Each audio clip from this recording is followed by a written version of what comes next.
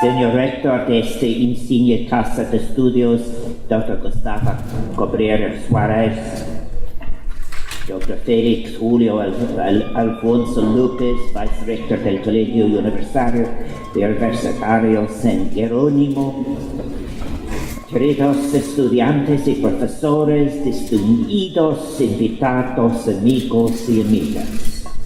Es para mí un honor y un placer estar aquí en Cuba, en el precioso Colegio Universitario San Jerónimo, en el sitio original de la Universidad de La Habana. Quiero agradecer al presidente Raúl Castro, a las autoridades cubanas y a todos ustedes por su calurosa acogida. Permítanme comenzar expresando mis más sentidas condolencias al presidente Castro, su familia y al pueblo de Cuba por el fallecimiento del comandante Fidel Castro.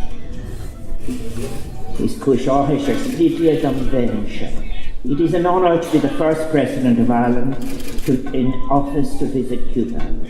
Our two peoples, el pueblo irlandés, muy HÉIREANN in our ancient Celtic language, y el pueblo cubano, muy por Cuba, have enjoyed deep bonds of friendship and solidarity over the centuries, and a solidarity which I hope my visit to Cuba will contribute to rekindle and strengthen.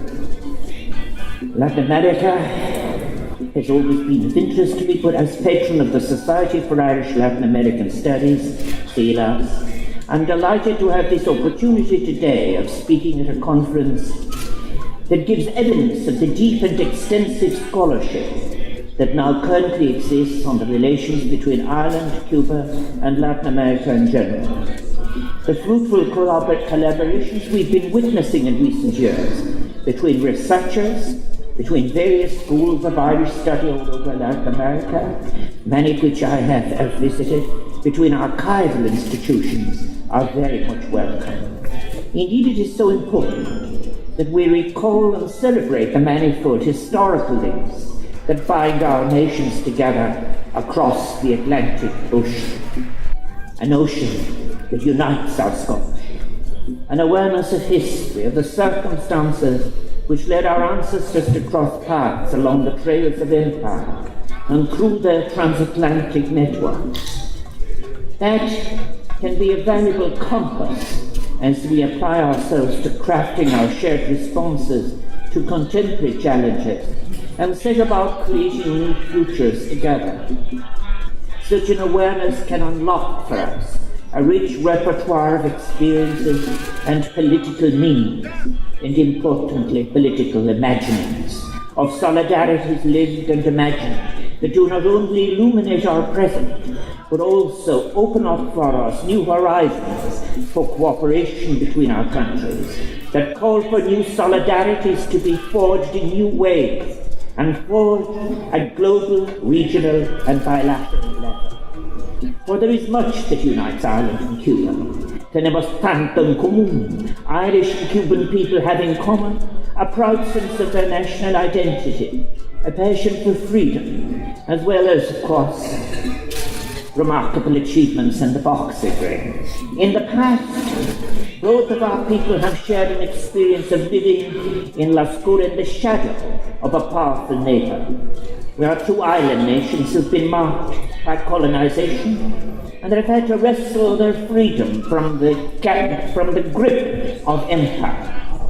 This morning I want then to reflect with you briefly upon the meaning of that concept, freedom, at the turn of the 21st century, in a context of profound change, instability and uncertainty, and challenge not only of a humanitarian kind, but of the most practical kind in relation to our future together, ecologically, economically, culturally, socially. I also want to affirm my belief in the possibilities, the faith that exist for our people to respond creatively to these changing conditions, these challenges, and our capacity to create new models of development.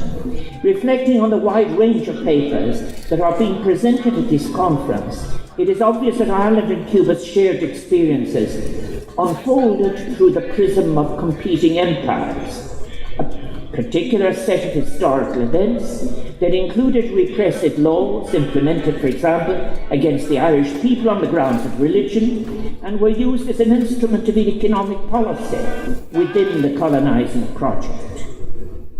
This history of colonisation and immigration, exile, is the background to the many traces of Irish presence that can be found everywhere in Cuba today, and notably here in Havana.